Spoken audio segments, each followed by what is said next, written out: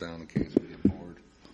So we got a caller already, so I don't know. He's ready. He's ready to go. You still there, caller? From Erie's own Government Access, Channel 9, from the City Hall Council Chambers, it's time once again for the Taxpayers Hotline Show. And now, ladies and gentlemen, your host. Who's going to be hosting it? I think you could be the host. I'll be the co-host, sidekick.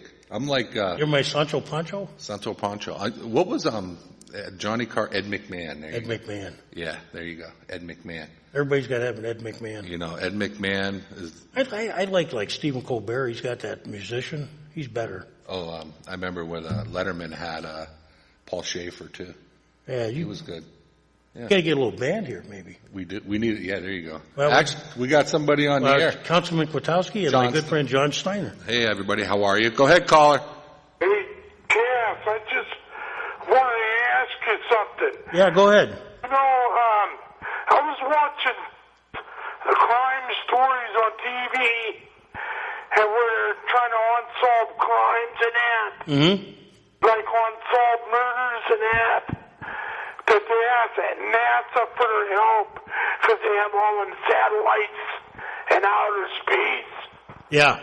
You think they could police could unsolve murders and that through the satellite that comes down, that looks down at Earth? You want to know if we use it? If they could, you do that? I doubt it. I don't think we have a satellite. I mean, we'd have to rely on cameras around here. In other words, if you ask NASA to look for from the 1980s up until now for like unsolved murders and that. What are you looking for, though? I mean, bodies or something? Well, remember that cop that got shot on West 18th Street? Yeah. You think they could ever, if they would ever solve that way? I don't know what the satellite would do. They use satellites mainly for, and remember, when you use the high-tech stuff, it's got to be a high-profile case. Oh. That they might, like if they had a missing body, NASA and them and the military have the technology to maybe pick up, yeah, I don't think. I mean, indentations in the ground or something. We can't even. Circle K gets a square look at somebody. We can't even tell who they are. Yeah, the military uses it. I mean, they can find if they're looking for mass graves or. Oh yeah, they can do that. They can do that, or they got infrared technology. If you're looking for, like in the middle of the woods, you're trying to find somebody hiding. Yeah. The infrared will pick up the movement of somebody. Yeah, they show that on the internet where. But the state, but I believe the state police have helicopters that got infrared. Well, and I mean, I'm talking about remember Owens that got killed on West 18th Street. That's what I was. Yeah, I don't know what NASA could do with that one though. Right. That was a long time ago. Yeah, that was a long time ago. I don't think they had the technology. And I mean, they found a body. I think they found a weapon eventually. Yeah. So I mean, I don't know what they could do. Well, I was just wondering, but they didn't have the technology back then, huh? No. Well, we didn't have a lot of different technology. I mean, we didn't have DNA and all that stuff. No. I was just wondering about it. Yeah, they use it for if they got missing children and stuff, they can. Yeah. They can try to find kids in the woods, or they can ping cell phones or something like that. Right. Yeah, if you got a cell phone, they know where you are. Yeah. Oh yeah. Unless you got one of those what do you call it? Throwaways or something?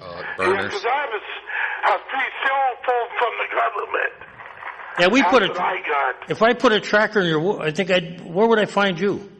I don't know. I would know. That's a local drinking hole, right? Yeah. Hey, did you ever talk to that woman at the Y? No, I haven't got over there. I'm going to get together with you. We're going over, okay? Okay. I think summer's calming down for me a little bit now.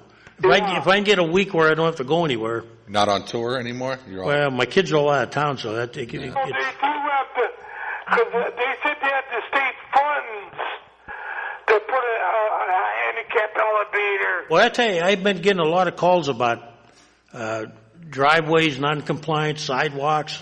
I mean, there's a lot of work to be done around the city. You know, elevators are very expensive to install if they're already not in there. Well, what they could do, though, is in some places they can put portable ramps.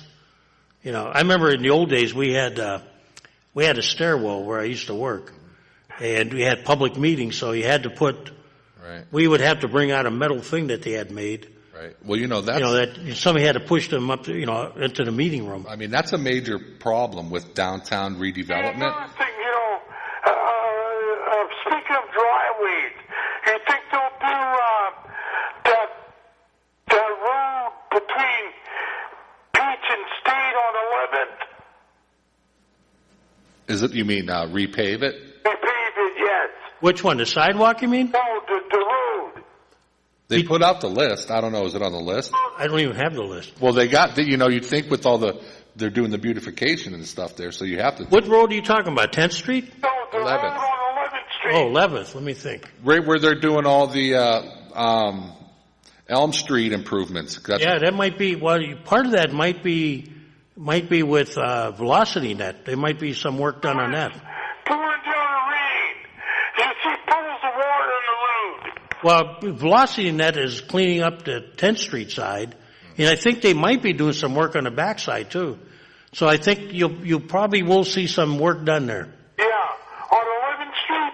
Yeah, I can't positively tell you that, I don't see how they could spend all that money to streetscape it and not do it. And not, fix the street. If you watch, they're doing some work on 11th Street behind Velocity Net. Yeah. So, I mean, I imagine, right, John? They're cleaning up a couple of those parking lots. And I mean, I'd imagine you could go on the city's website, and I think, I don't know if I saw it in the paper or I saw it on Go Erie. Yeah, but I don't know how to use a computer.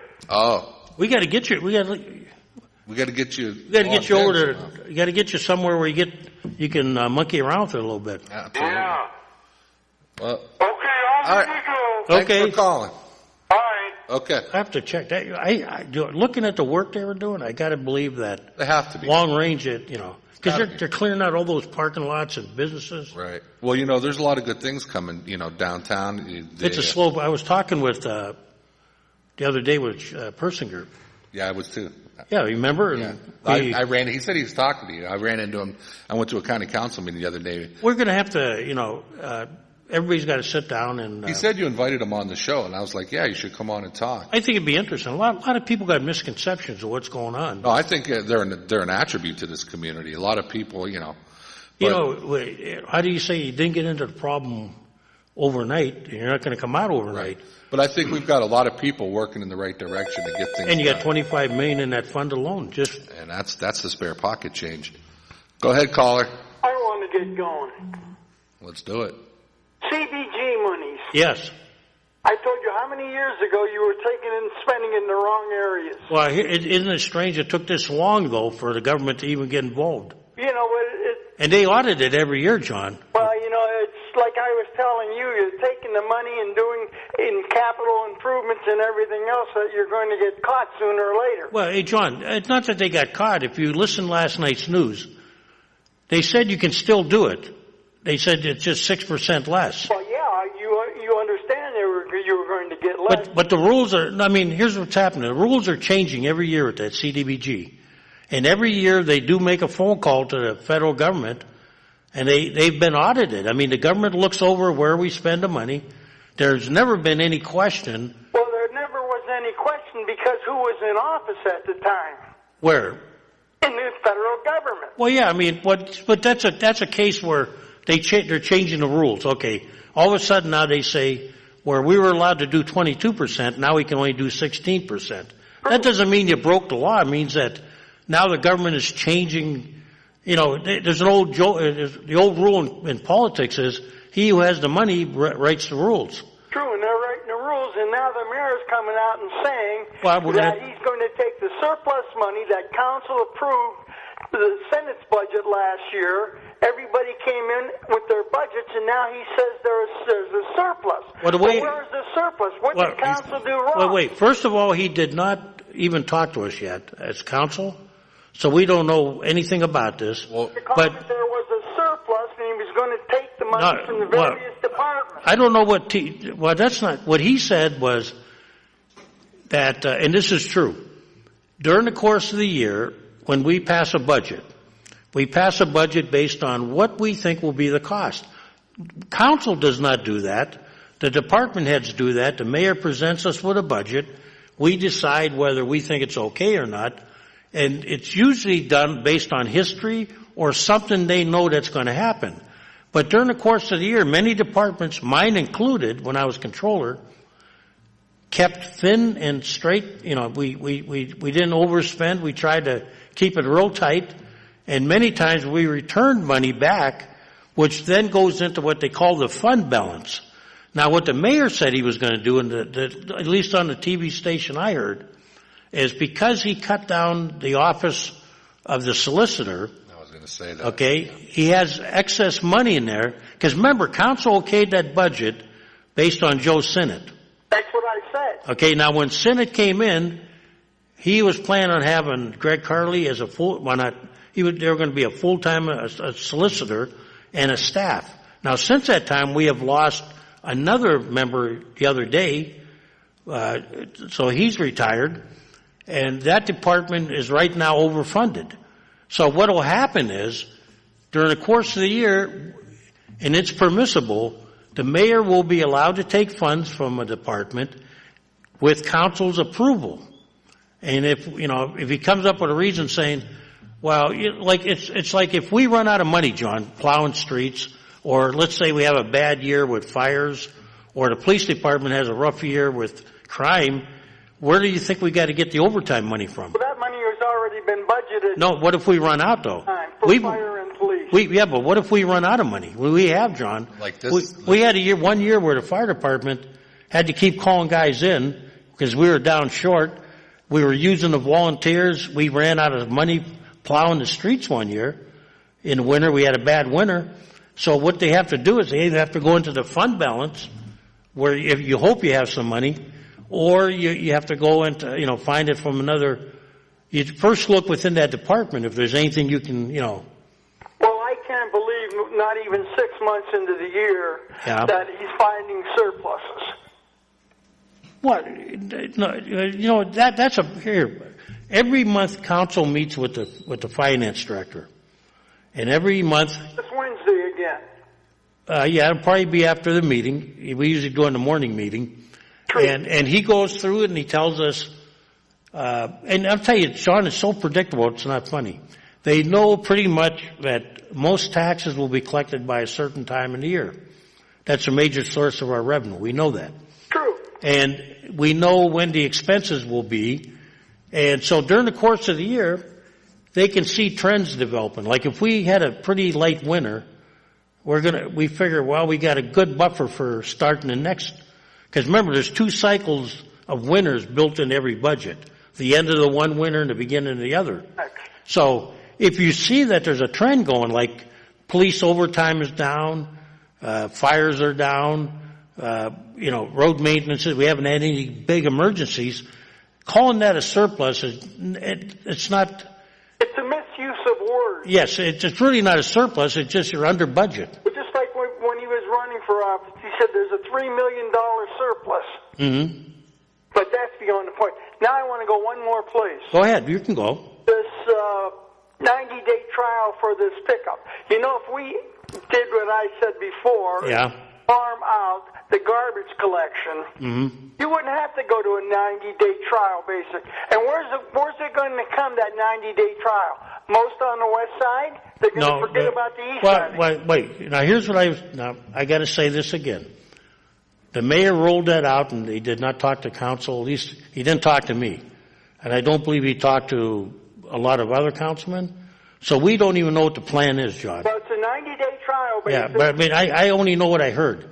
For one large item, you have to call up and schedule it. They claim it has to be neutral, meaning if they're going to take 40 calls a month, or what was it, 40 calls a week? I have no idea. Whatever the 40 calls were, but I'm just 20 have to be. Perspective, how east side is. Well, according to him, it's going to be. And remember this, I'm only going what I heard on TV and what a couple employees told me. He has not presented the plan to council yet. And what I heard was if there's 40 calls, 20 have to be from the west and 20 from the east. And if there's not, how are you going to control that? Well, if there's not, then I guess you throw that out the window. But remember, it's calls that are coming in. True, I understand. Okay, if 40 people call in, okay, let's say 80 call in. Okay, they take the first 40, it'd be 20 from each side of town. And if it's not? If it's not what? I don't see how they could. I got to believe you'll have 20 from each side of the city. How are they going to do that? What? That's That's true. You're right, John. It's the first 40 that call. It's the first hole in Well, that theory right now. they'll take 40 calls, but they're going to divide. In other words, they'll put the calls in an descending order. Well, That's not what they say. You're going to have to call. That's what it sounded like I heard. East side, I'm from the west side. He said it has to be city neutral, meaning, and they were stressing this, that there will be an equal amount on both sides of town. What about south side and north side? Well, you know what, John? I'm telling you this from the bottom of my heart. He has not rolled this out to council. We knew nothing about it. At least I didn't. And you know, I don't go to press conferences because I got things to do on those days. And some of our guys work. We got a couple of members that have jobs. He did not come to us and roll this out. So I could, John, I'm being truthful when I tell you, I don't know how it's going to work. Well, you know, I'm sure there's a couple. I'm going to ask him because I think. Don't you think he should have presented to everybody before he went out to the media? I know the mayor's going to be mad if he's listening. I don't really care. Right. I said before that he's got to be more open with things that concern council. I mean, here's a prime example. I have a show here, okay, and I'm looking like an Italian, a chooch. Am I right, John? Chooch. Because I don't know how to answer you because I haven't seen the makeup, you know, and I don't know what he has in mind. I mean, you would have thought he would have, you know, rolled it out. I will tell you this: there is a plan by the COG that they're trying to get a county-wide plan going where they will, and this would include Mill Creek and everybody, they will hire a company to come in and pick up large items on a regular basis. It'll be independent of Mill Creek's, pick up by Waste Management or whoever they have now. I think they may be using Pro. I'm not well, sure. okay, whoever they got it, that's independent. Right. But this company will be hired by the COG. That's a Council of Governments. They're going to look for grant money to get the proper recyclable containers and other stuff. But they are looking at how can we pick up all these couches and everything, and that's all over the county. They're still out there on the street. Right, and so that's one of the things is they came up with it. Now here's the bad part, John. The bad part is, and I've been asking people, to make this plan work, somebody's got to pay for it. Okay? So if you were willing to pay, let's say, an extra, $5-10 a quarter. I already paid $10 before they started this pickup. But and I'm just saying. Backed into my, Yeah, but I'm just saying, if they do this, this has to be discussed before we do it. But I think there's going to be problems to iron out. Well, sure it is. But at least it's taking a proactive approach to the disaster. Well, we told the mayor one of the biggest time we do pickups. Well, the biggest problem is, they do the pickup and then the college kids leave 3 weeks later. True. Right. And you got a real mess. Over the streets. But we've got to look. They've looked at privatizing the garbage before. That's up to the administration and there's pros and cons to that. Yes, there is. There's a lot of pros and cons to that. But go ahead. Sorry to interrupt. So John, it's worthy of discussion, but well, everything. Taxes are too high. Look at Mill Creek. They just got slapped for building a wall and an archway across the school. Well, not only are their school taxes are going up, but did you see that they have budget deficit problems too now? Well, they've been living a good life. Well, guess what? I've talked about this, and we've talked about this for a long time.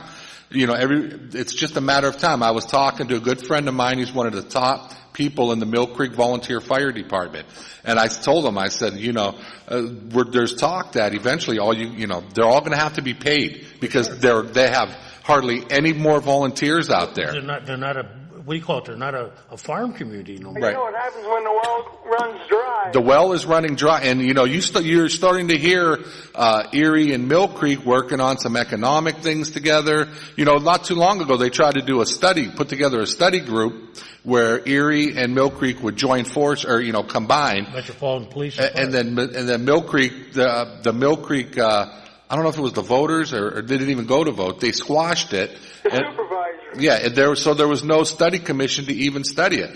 But Mill Creek, you just wait until they have to start paying for a fire department, pensions, how about when salaries. the state gets mad at Summit and start charging for state police? Yeah, and their biggest problem out there. The school districts, they bring in a gentleman who's supposed to be the CFO for them, and yet they're wanting the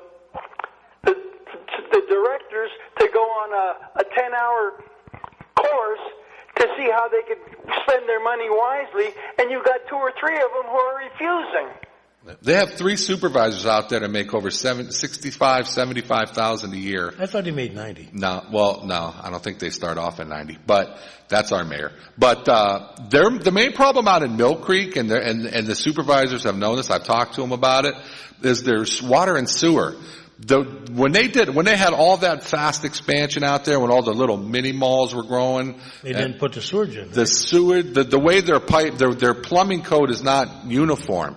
So now they got small pipes, big pipes going into this pipe, that pipe, and all it's doing is just creating massive flood problems. There's no flow meters and whatever. They have serious hundreds of millions of dollars of infrastructure problems in Mill Creek. And guess where all that water goes, John? Right into our sewage disposal. Florida Street and that Florida Avenue that's why they had to dig those things up along East Avenue and all that. And they already have they're talking $3 million budget gaps coming up. And then I'm telling you, they're going to have to start, they've already started to pay some police or fire.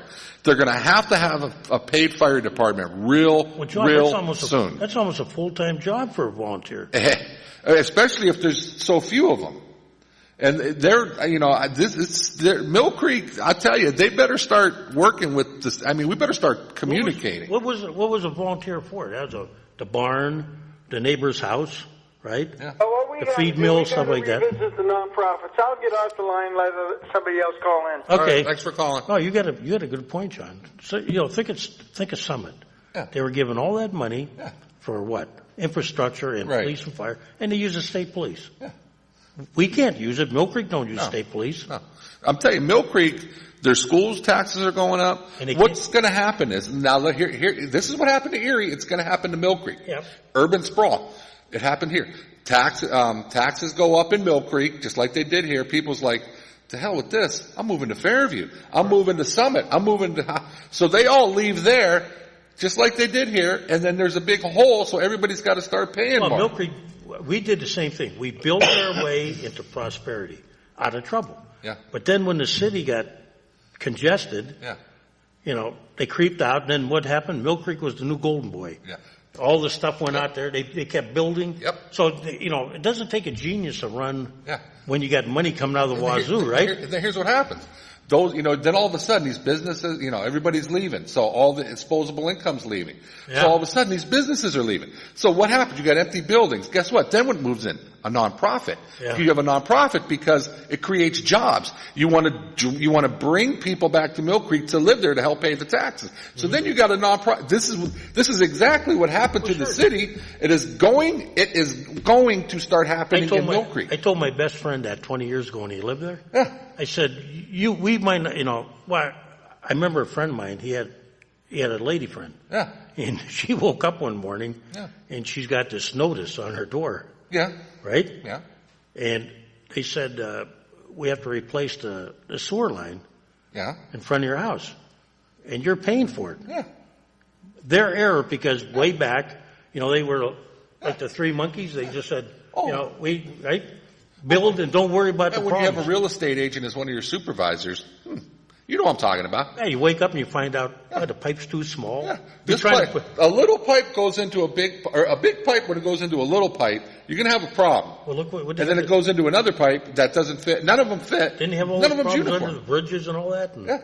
Oh, it's just a matter. I mean, they get sued. But at Mill Creek Mall, they put that water tower. Yeah. I remember I went out there. I was going to buy a house one time.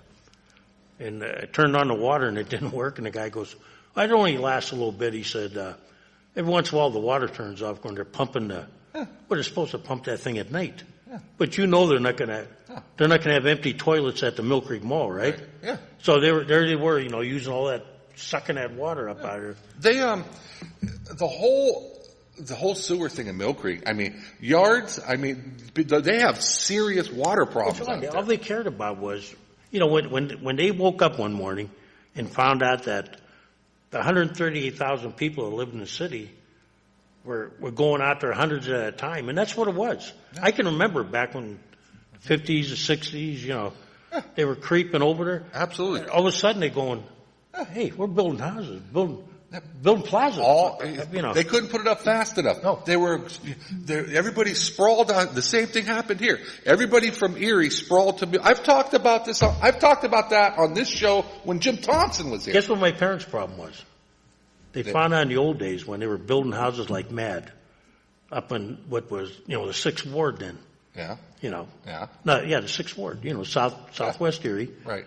And my grandfather was an old immigrant, and he told my mother they were cutting corners. They would put 2 houses on one sewer line, and they were doing the same thing, right? So now you flash forward 40, 50 years, all of a sudden, when your toilet don't work and you're wondering what happened, you found out that, it wasn't done right 40 years ago. Well, they ticked, what's one of the hurts? They ticked her off. They got more money than God. But you know what? She's suing them for millions just because she's so ticked. And she's winning. I'm going to tell you what the sweetest job in Erie County is Mill Creek solicitor. Them guys they got steady work. It's crazy. Yeah, the sooner we get together and have a true metro. I thought about the other day. There's a fire department, Bell Valley, not too far from my house. Pretty nice station. Yeah. And you look and you go, we could have a satellite station still where, but that could be like a major east, if you looked at where they're laid out, you say, doesn't it make sense to, they're trying to move it. They're trying to move Bell Valley. Because of the low water there? Well, they have, every time it rains down there, I'm not kidding, it's underwater. Oh, I know it is. The parking lot, there's about a foot and a half of mud in the parking lot. Yeah. Well, what happened was, Carl made some phone calls to Penelec, the creek. Mm-hmm. They took some trees down Penelec to do their Penelec thing. And all those trees fell into the creek. And blocked it? And blocked it and dammed it up. So they're finally, from what I understand, taking the trees out of there to try to help. But Mill Creek is, everybody thinks Mill Creek is, and it is, Mill Creek is nice. But it's just a matter of time. And their supervisor, I think John Morgan, being a planner, he's kind of has a clue about what's going on. So I think he's starting to open the levels of communication between the city, doing some joint. Who, John is? Yeah. Well, John and Kathy Resnick upstairs and all these, and the mayor, they're starting to do the joint. Well, think about this. You could make a sizable department. Yeah. You have to get to politics and figure out, who's going to be taken care of. Yeah. Who's going to be the king and all that. Yeah. Well, but the state, here's another thing. The state, the biggest problem we were going to merge with Wesleyville. Yeah. Well, they wanted to merge with us, not municipality, but police department. Right. And the pension issue came up. Right. And that's a state problem. They're going to have to work. The state should find a way to cut all the problems. Because it would make sense if you look at Mill Creek and Erie. You can't tell when you're in one or the other. Right. Okay? So you do that, and then you say, if we can do it for you at a nice cost, same thing with the fire department. We'll run the department, and you can rent our cops. Mm-hmm. That's been done before. In other words, we would hire so many guys. Well, they tried to do that in Lawrence Park and Wesleyville. Yeah, and we could do it. If we had a department like Erie and Mill Creek together. Yeah. And you merged them and became the metropolitan, police Lawrence department. Park is in deep doo-doo. As soon as GE pulls out of there, Iroquois is toast. Okay? And how many cars would it take to patrol there? Probably a couple. I'm telling you right now, Lawrence Park, Wesleyville, Erie and Mill Creek, we need to start talking. Well, yeah. Because what's going to happen is when Iroquois shuts down, that means the middle school and the high school. Yeah. Then there's no school there. So they don't want to join the city. I've already talked to people in the city about it. They don't want to come to the city. Who's that? Iroquois. They want to. So what else is there? Harbor Creek. But here's what I hear: Harbor Creek doesn't want them either. When I was on the school board, John. Yeah. And they had the first round of problems. Remember that? Which round? The one where GE really pulled out the first time. Oh, yeah. And there was talk about the Iroquois School District was in deep, deep trouble. Yeah. This was a time then GE was still pretty dominant yet. Yeah. But they had just given Erie a lot of money for East High School. Remember that? Right. And so, science and even though they were downsizing out in Lawrence Park, they were still major. right. So the rumor came up that, well, just what we heard. Iroquois looked to Harbor Creek. They didn't want him. Iroquois looked to Mill Creek. They didn't want him. GE threw it out there. They said, hey, we just put a ton of money in brand new high school. Yeah. Hey, you're right there. Right. They didn't want it, okay? Right. So, it's been broached before, John. GE they're going to close it. They're going to shut it down, but they're not going to sell the property. And you know why? Why? Because from what I've heard from people that work there, the contamination of everything of all what they've done to the land out there Would cost too much to would be remediate? it would be cost ineffective to clean it up, to sell it. Or even if they sold to somebody else would inherit that problem. Right. So it's the land is so contaminated. Well, it's the same problem we had with GAF. You couldn't, Exactly. You couldn't put housing on there. I mean, look at You couldn't put housing on there. Nope. You could put commercial establishments.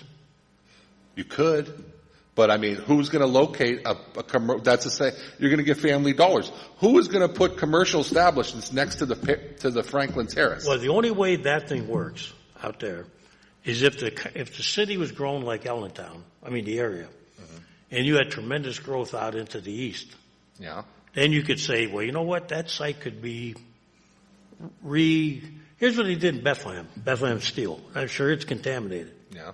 Okay? Yeah. The casino is on there. Well, that would be ideal, yeah. Okay? The steel plant, they didn't take it down because it'd be a nightmare. Same as what we're just talking So what they did, they put lights on it. Honest to God, John, they got lights on it at night, and they put a walkway around it. You can walk. It's like a museum. You walk around and see what a steel mill looked like. Yeah. And they left it alone. Then you go down to some of the buildings have been repurposed. If you've ever seen the Bethlehem Steel site, it goes all along the Lehigh River. Right. It's huge. It's long. Where GE was compact, this is like long and narrow. Right. So they did all that. So the only thing going in there are businesses, restaurants, commercial things. Right. No residential yet. Residential is coming. It's down river more where it wasn't contaminated. Right. But the contaminated property, you got all kinds of like TV stations and stuff in there. Or if GE actually moved out and all those, because most of the people that live in Lawrence Park and Harbor Creek and Upper Erie and the 5th Ward and our ward, those people all worked at GE. Now, if all those jobs pull out of there, the demographics of a commercial development happening in that location doesn't make financial sense to anybody. That's what I'm saying. Like in Allentown, when they lost the steel mill, the Bethlehem Steel Plant, that area really suffered. Right. But because of some, whatever you call good luck, the people that lived in Philly, New York, decided they wouldn't mind living there. Right. So when they moved back to the Allentown area, they still don't have the steel mill. Okay, but luckily they still have the Peeps plant. They got the Crayola plant in Easton. Those aren't huge though, okay? Right. But then they got a lot of what you call warehouses and other stuff moved in there. And basically they made out because people are living there now that work in New York and Philly. Right. But they were lucky. So now with it comes where there's a lot of people want things to do. Here's the difference. They keep saying Allentown. Well, Allentown, even if we were to pass Allentown, the Allentown area is another question. That's 800,000 and growing. Don't they do? And Erie is 280,000, actually less now. It's going downhill. So why would you want to develop any place, Yeah, right. I'm telling you, I've said it for a long time, and it's starting to happen. Eventually, they're going to have to start paying for that fire department. Yeah. And they have serious infrastructure. I mean, serious infrastructure. It's just a matter of time before because the school taxes go up every year, it seems like, out there. The only thing that's going to help our area, they're starting. That's why I was laughing when the Times News wanted me to question Erie Insurance as to their plans. Look, that building over there has got 1,200 people. 600 will be brand new. Right. Okay?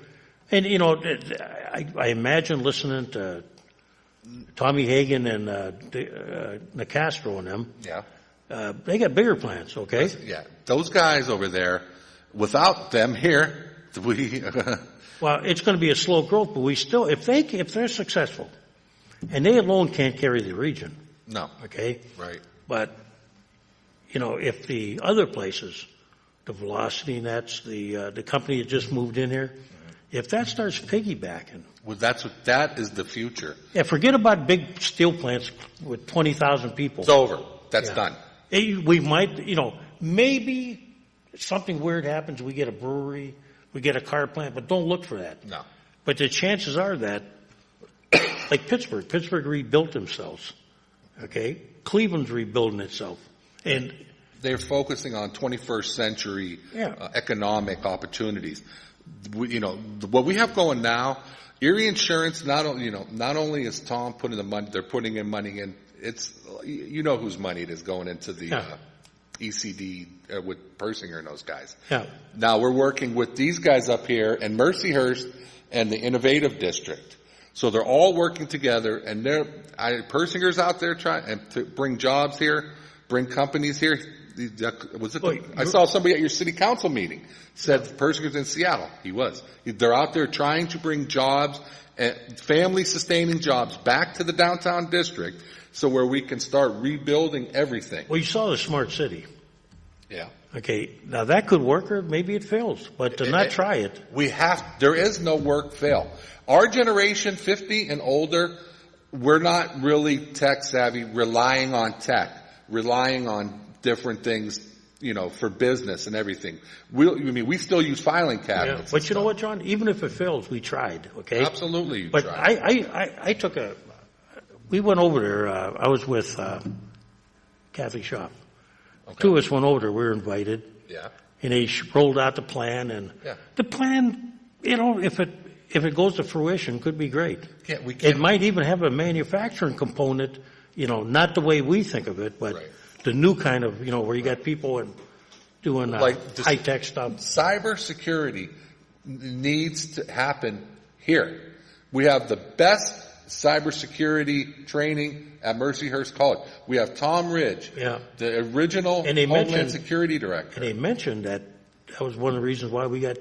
That company that moved here was the main reason. And that they're out there in Seattle. Yep. They're out there trying to bring that. Now, if it works, and things got to go right, but if it works, there's a possibility that, everybody laughed at Pittsburgh years ago. Yeah. Now, we're not going to get Amazon, okay? No.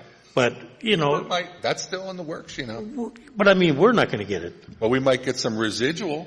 If we play our cards right. We learn how to work that thing, they laugh when they talked about that airport project. Yeah. We didn't have the runway at that time. Right. And the Eastern Europe was looking for a place to you guys had that. Park their goods. Weren't you guys having some relationships with somebody over there or something? Yeah, we did. That fell through though, didn't it? Yeah, I went to the airport they were going to use. You guys all went over there, didn't you? Yeah, we were in the airport they wanted to use. It was an old MiG base. And you looked at it had no infrastructure. Then you come to Erie, we had the infrastructure, but not the runway. Right. And things weren't progressing because what they wanted to do is... Was that Poland? Where it was East Germany and Poland. What were the big metropolitan areas around there? Well, we were east of Berlin, where the runway was. There was a place called Druids Cottbus. Okay. And, I remember that Cottbus. Yeah. The sad fact was after the Russians left, the communists, they left all these bases. Now, in Poland, there was really commercial airports. There may have been only 2 or 3. Okay? Right. Because the communists were not worried about people traveling the world. Right. Okay? But they had all these MiG bases they left. When you guys were setting up that, was there, how far outside of Berlin? I mean, as far as It was, I'm trying to remember. It took us a few hours to get there. But you got to remember the Autobahns are pretty effective in Germany. Yeah. It wasn't like it was way out there, but what they were doing, they were trying to figure out how to take and bring East Germany and the whole Eastern Europe into the New World. right, And they looked at Erie as it was right in the middle of Chicago, New York, Boston, all that, Atlanta, Yeah. like a 500-mile arc. right, And the thing they liked about our airport was it was underutilized. right, So if we put a big runway in, basically they didn't have to fight airlines. yeah, Okay, they could have landed their planes at will. Right. And the Fenestra building was supposed to enter into that. Well, the whole thing That was going to be the duty-free zone and all that. that was part of the whole Develop Erie plan, wasn't it? It wasn't. A lot of it was. Yeah, I mean, Yeah, we hired a guy that was actually over there all the time. When we went there, we were kind of going over as the icing on the cake. They wanted to hear. you guys went over to close the deal. Well, kind of? it was still being debated. The mayor went over the city exec went over before him. The county executive. Well, Mark DeVecchio went over there. Oh, Mark did. Yeah, and then I went over with Mayor Joe, Yeah. and we went to a series of meetings where Yeah. they were pretty serious. Well, see, that's the type of thing that Erie's usually 25 years behind the times. Let's get realistic. If we can get 5 to 10 years, we might have a chance. We have to become people. I can tell you what, 90% of the people watching this show, they don't. Smart cities mean nothing. Oh, they'll see the results later. Yeah, they will. Go ahead, caller. Hi. Yes. We don't use our lake enough either. Which way are you talking about? We got all that water down there and we don't use it. As for commercial shipping and stuff like that? Do you know that there's a cruise ship that cruises the Great Lakes? There still is one? Is there? I didn't know there still was one. Called American Cruises. Look it up. How do you say that? American Cruises. Okay. They did build a cruise boat terminal. It didn't work out. It fell into the water. Yeah, it did. Remember that? That's the one they just sold now. They sold that? Cruise boat that goes through all the Great Lakes and it travels up and down the Mississippi River. Wow. I just wonder, it would have trouble. I mean, Gotta stop in Cleveland and everywhere. I don't know if we could bring it in through the channels. The channel deep enough? Well, years ago, they bring ocean ships in there. That's true. Years ago, when they built that, that building's got the crazy roof down there? That's supposed to be waves. Yeah, you know what I'm talking about? Yep. Yeah, that one was a cruise boat terminal. When they built it, they had customs in the back. If you went in there, it was like going to the airport. You had to declare your stuff when you come in. And it was all built to take in European passengers. It was supposed to be a terminal from Erie to Port Dover. Yeah. A high-speed and also boat. for any boats that were cruising the Great Right. Lakes. Because if you come into like a port, you got to check in and all that, And then the dock kept falling in. Yeah, the dock kept falling in. I remember that. I grew up right down there, so. Another thing they don't use is they don't bottle water from here. They what? Bottle water. Yeah. What would you do with it? Oh, I'd have an ice skating rink down there for the kids, the Well, inner city kids. Actually, I got good news for you. Nick Scott is talking about. Oh, Nick Scott. I'd have a boat ride across. Yeah, but I mean, he's at least willing to do it. I'm going to talk to Brenda Sandberg and ask why the Port Authority doesn't put in a skating rink. I think it'd be good for the kids, don't you? In years we've been asking for one. It won't happen until somebody else calls for it. So. Oh, the one guy that did talk about it too, indirectly, was we were mentioning this gentleman Persinger, and some of the people that are developing downtown have thought about why can't we have a skating rink, a portable one, in the middle of State Street during winter, close down the street, or put it in the park. Why don't we? They do it in Pittsburgh. They do it in Cincinnati. Yep, I've never been there, but I can imagine. I can imagine them doing it there. My daughter, when she went to school in Pittsburgh, they rented out skates. If you didn't have them, and they had a hot chocolate stand, and everything, and they just skated around the fountain like. I wish we could close down the Bayfront and sled ride down State Street. I don't know why we don't. And do it for charity, like, you have to pay some, to come and. See, people charity. like this, Good ideas. They have good ideas, and I'm going to talk to Brenda Sandberg when I see her, because she's talking about doing other stuff. And for years, my son brought this up. How come we don't have beach volleyball courts down there anymore? You could have boats to go from Erie to Buffalo or from Erie to Cleveland. Yeah, if you can find somebody that wants to run them, I think it'd be a good idea. You could have the bus waiting at the dock to take people to your malls, your downtown stores. It's a lot. It's a lot that can be done, but they just overlooking it. You should also ask the school students what their opinions are. Make it some kind of a school activity. Yeah, I think. Map out what they would like to see in their city in the future, because we ain't gonna be here. You know what I mean? Well, I always said, it's gonna be their city, and they should have some kind of ideas to put in on this.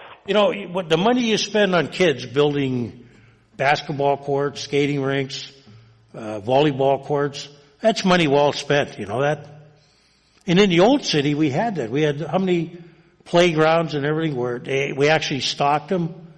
With things to do. It coincides with what we have to start preparing a smart city, a walkable city, biking for the next generation. We have to start thinking out of the box and preparing for the future, because once we're all gone, what are we going to leave behind? That's right. So we have to start thinking technology. We have to start thinking smart cities.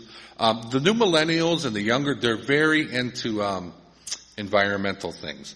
We have biking, walkability. There is a nice plan out there, and it goes along 19th Street, but it's going to take money, and the problem is, where do we get it? So, that's where I'd like to see some of the gambling money goes to things that benefit, the whole community.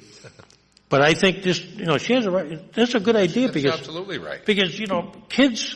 To keep kids out of trouble, you got to keep them busy. Right, and that's where the community centers. They almost talked about cutting them. Are you kidding me? The community centers are what keep kids busy, keeps their time. I grew up at the Boys and Girls Club. Hey, if I wasn't hanging out at the Boys and Girls Club with guys like Harry Romansky and all those guys, who knows? I grew up in the. We used to challenge each other in school.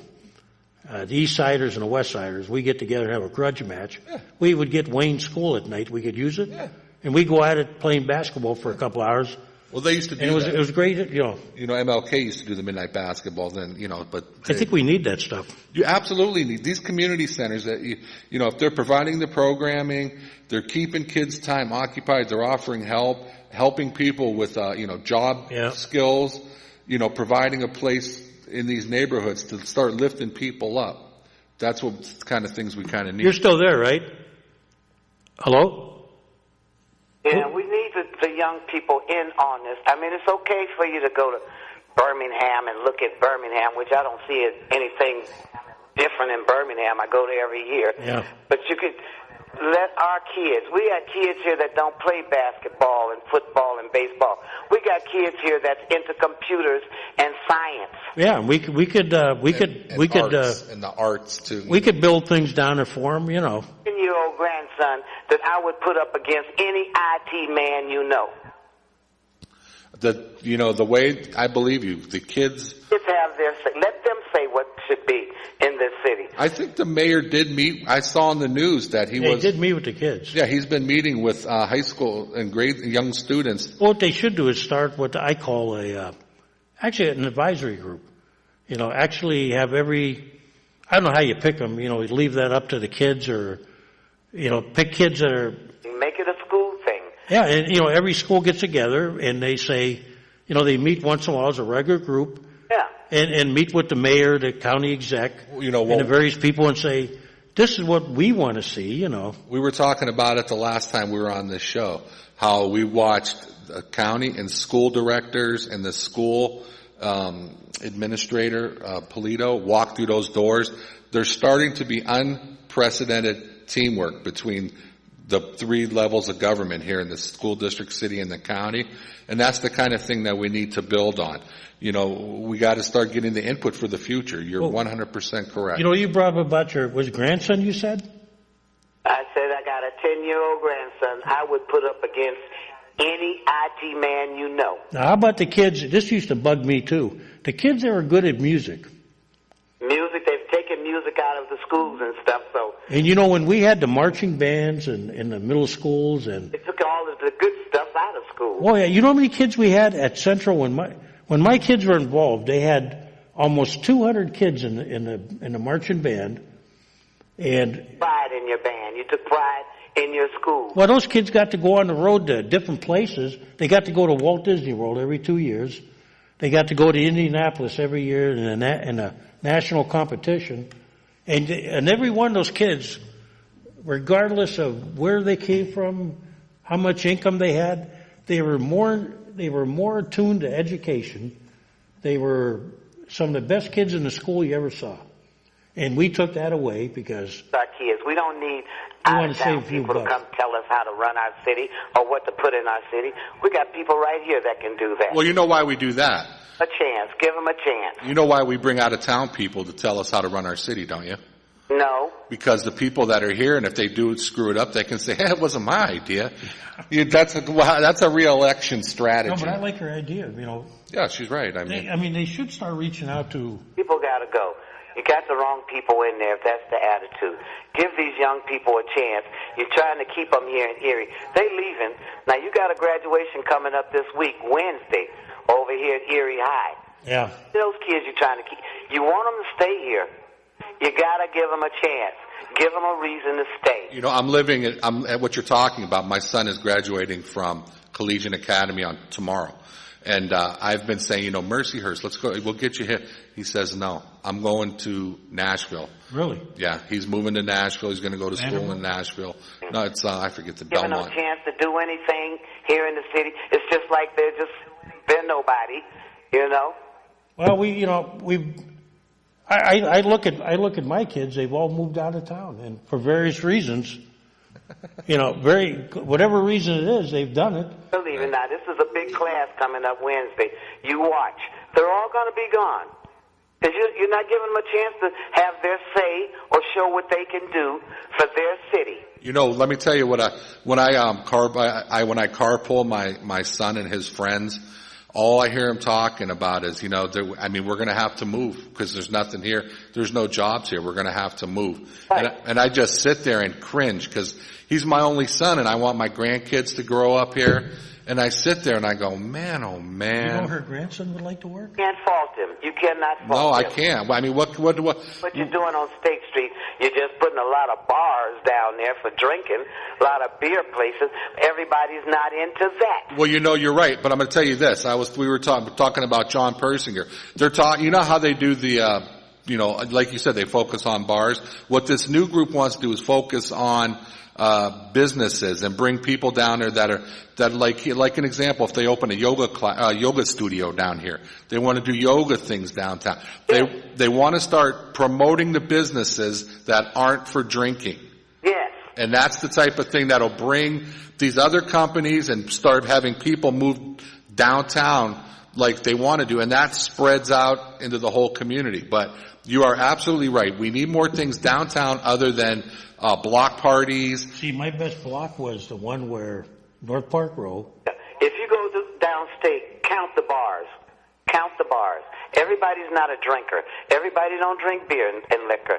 There's other things to do. You got to do talk to the young people. Give them a chance. You have to give people, I'm surprised, I don't know what they do. I mean, I'm not privy to all that, but they need to do programming aimed towards attracting, supporting the businesses other than the bars and taverns. And then that might get some of these grocery store, drugstore, these other things that are essential that have been in the plan for decades to bring back down to downtown. But you got to start promoting something other than bars and taverns. Because, granted that's good for the college kids and the young kids. That's great. You do need that stuff.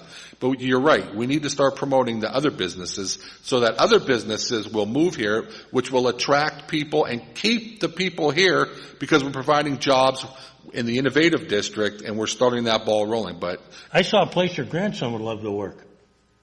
Where? It was in the basement of, trying to think where it was. I was in the basement of this building. It was a think tank.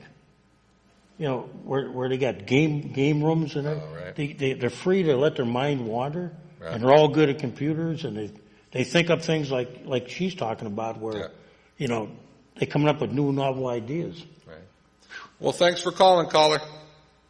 I love their ideas, though. You know, let's touch base on a couple things. 4th of July fireworks. Yeah. Good thing, right? Well, yeah, you know, I always said, you know, Mercier's once again has stepped up. Yep. We don't have the money, you know. Right. Also, Speaking of fireworks, before we quit, okay. I was told to remind everybody that somebody called here to, you know, it's still illegal to fire things off in the city. Just because the state allows you to buy them, Right. does not mean you can still, you know, fire heavy-duty fireworks in the Commonwealth or the cities. Right. And there is a rule in the city about fireworks use. Right. One other thing. I saw that they had the open application process for the police, and they're expecting a 50% increase in African American and Hispanic applicants. Yeah. Great news. Well, we did that because now everybody's playing the same game. They go to if they pay once, and it covers many departments now. Oh, that's how it works? Well, Mercer's going to do the testing and everything. Well, you know, Putney and Tommy Lennox, good friends of mine for a long time. Those are really good guys. If you got them out recruiting, you know. And Mercier's is going to do it so that if you go there, they're going to be the testing and everything. And like if there'll be a number of communities that are working with them. Yeah. So let's say you don't hit on Erie, Right. you might hit on somebody else. I mean, we need diversity on the police force. I mean, you can't. John, nobody's ever denied They that. have to be qualified. You're just, right. They have to be qualified. My big question has always been, and you know, I've talked to the different people in the community, how do we get them to come out to take the test? A lot of people don't want to. I mean, there's a lot of businesses now that are lowering their standards for hiring process. You don't even have to take a drug test or weeds. They don't even test for weed anymore. But the trouble is on the police level around that's a bigger problem than the city. Right. Those are things that, you know, the Commonwealth and the federal government are going to have to. And one other thing, high grass. By all means, help your neighbor if they're, you know, elderly or something like that, cutting it. Right. But I don't agree with our code guy about cutting lawns of private businesses that can afford it. I think we need to go out there and start fining them if, you know, once we get our process in place.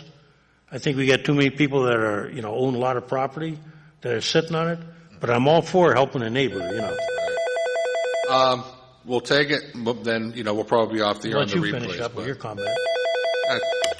Who cares what I think? Go ahead, caller. One quick question, Kaz. How many citation has code enforcement issued this year? Well, as far as the one program, they said 0. And, you know, council was amazed, like, 0? You know, so. And we needed another code enforcement officer to have no code enforcement. Wait a minute, what'd you say? Citations issued. Citations for what? When we were talking about BIU. Okay. And they said, how many citations are actually issued? Right? Okay. They said 0. That's what I thought. And we sat there and go, are you kidding me? You know. Okay. Have a great day, guys. Yeah. So, John, that's going to change with the quality of life ticketing, by the way. Oh, shoot. Oh, I cut him off. I'm sorry. That's going to change once we can actually issue tickets. Yeah. That's what we're working on. Right now, you have to go through the district justice and all that. Right. The new system it'll be like a parking ticket. I wish we had. You'll actually get like a parking ticket. I wish we had an ordinance enforcement department where they're kind of, all they do is focus on ordinance. I know that's where code enforcement comes in, but that's not, I mean, there's sound ordinances, there's all kinds of grass, shoveling, and this, that, all these ordinances. Well, they're under different departments, you're right. And just, you know, and they would pay for themselves because through the fines that they would write, they would pay their own salaries. And we might even bring in some revenue. I said at the one budget session, you know, we could hire somebody, and if they did their job like they're supposed to, it would actually pay for themselves. Right. You take a guy like David Rocco who does our licensing. Yeah. One guy, that's it. He does a great job now. When he has help, we give him like summer help. Yeah. You know, he can do the things he can't do alone. And I've often said if we gave him a little department, Yeah. just a couple people. Right. Maybe he and a regular another guy. Right. You know, with a regular plan, they could take care of all the licensing and all that. Is the food truck thing coming to the city? I thought it was. They said. I think they went out had one out in was it Harbor Creek or somewhere? I thought out there by 5,000 people. By GE, wasn't it? I think GE maybe or Lawrence Park. Water It Street. was Lawrence Park. 5,000 people out there, from what I heard. I thought they said they were going to bring it downtown. I got to check with David. I'll look on Facebook and stuff. David would know. I'm going to ask him when I see him. They had the Troika Russian Festival this week. They have the 4th of July stuff coming up. I mean, there's a lot of good things. I am really enthusiastic about the city, which way where we're going. We have a start. We have a plan. We have a start. We have some money, and we have people working together. But I like this woman's idea too. You know, we need to have like subcommittees, not just the experts, but actually go out to the people and say, you know, if we do this, would you support it? You know, when you and I on this show, we talked about, you know, what we would do to fix the city, and a lot of that stuff was carried in the Buki plan. It was just a lot of the stuff that we already talked about. I know a lot of people get mad at Nick Scott.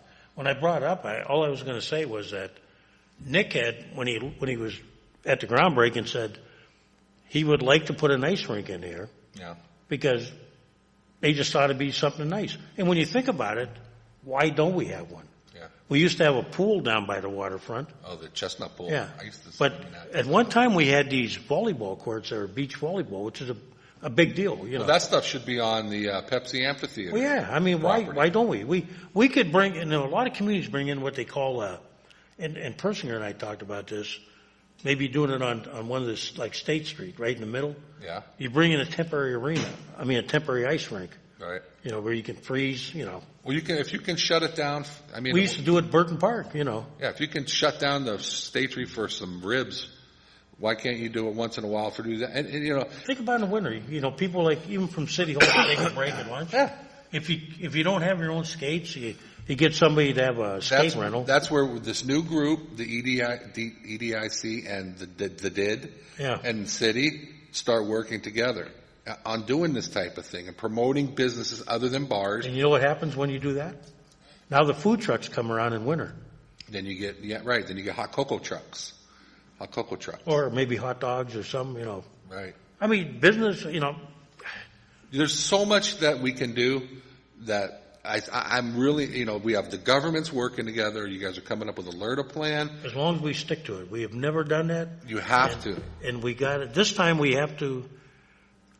If it works like it should, I won't be around. No. None of us will be. None of us will. Anybody watching this show, you and I, well, Mike, he's young. He might see it. But we shouldn't see it because it's going to take at least 20 to 25 years. We should see the start of it, though. We can get the ball rolling towards a smart city for the future generation. You know what impressive was? I came over 7th Street today for the first time in a long time. Yeah. And I'm looking up there and I go, where'd that building come from? Oh, that's the back of the headquarters. Yeah. And I'm going, wow, you know, this is... 7th Street open finally? Oh, it is? Yeah, that bugs me about it. We never know when it's open. Right. But I'm thinking, wow, what a drive in now, you know? You know, they are doing a lot. And, you know, this community is lucky to have Tom Hagen behind. And, you know, people that work downtown want places and things to do. Like that woman said, they don't just want to drink. They want to go eat. What you want to do is you want to have families come down here. You want to have a family atmosphere type. You know what I like about North Park Road? It's really hard. I like North Park Road because you had the Catfish Kitchen, you had Bertrand's for a while. Now you got the Dave's Diner. I'm trying to think of the new restaurant, the Alchemy or something. Alchemy. Yeah, and you got different kinds of like things down there. Have you been into Dave's Diner? It's like an old it's like Arnold's from Happy. Is that on North Park Road too? Yeah. No, I haven't been. Oh, you got to go in there. Well, you and I will go sometime. Yeah, we'll have to go get breakfast or lunch. It's really nice in there. It's like Arnold's. But, you know, it's nicer, actually, than what was on Happy. I think if we do that, I think you're going to be surprised what it looks like. You know, there's a lot of things that are changing. We just have to start working together with a plan. We have financing coming from different directions, but who knows when that'll end. More will come when success rolls. Exactly. If it does. If it doesn't. That's how you build the downtown tax base. One thing's for certain, if we do nothing, we'll be where we are now. Well, we can't sustain. Like I just said 10 minutes ago, my son's leaving and I hear them all talking. And I just sit there and go, oh my God. You know, I'm laughing like next guy's putting a rooftop bar. Yeah. The other one down by the park. You know, things they've been doing in other towns. I go, why haven't we done it? We're 25 years behind the world. Well, yeah. Because nobody wants change. Nobody wants to go out on a limb because they're afraid to get voted out of office. The status quo, we want to stay under the radar. We don't want nobody, ruffling any, we don't want the newspaper writing about us. I've always said, if they want to kick me out of office, go ahead because, that's their pleasure. But, our last call, I guess. Last call. Go ahead, caller.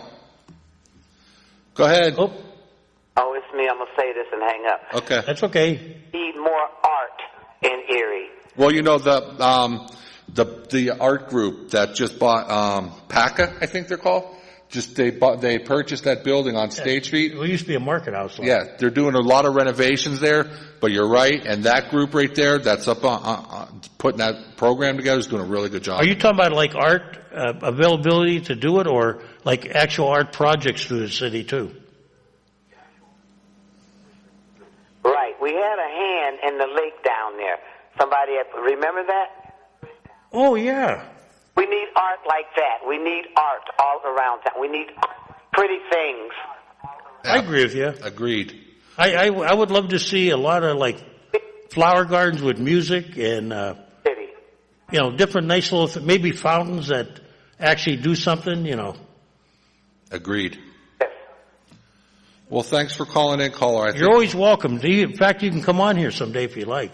Sure. Thanks for calling. We got to get her on the show sometime.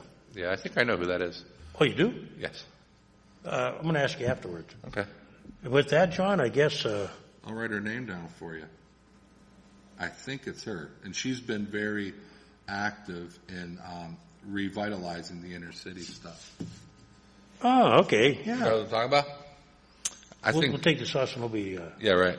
Well, Kaz, it's almost 7 o'clock.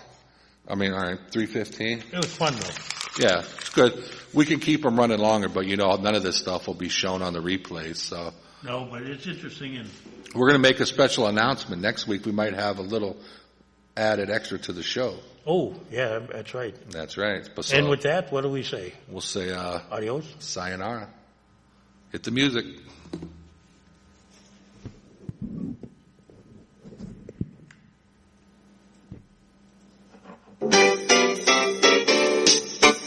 Ladies and gentlemen, you have been watching the Taxpayers Hotline Show on Erie's own Government Access, Channel 9.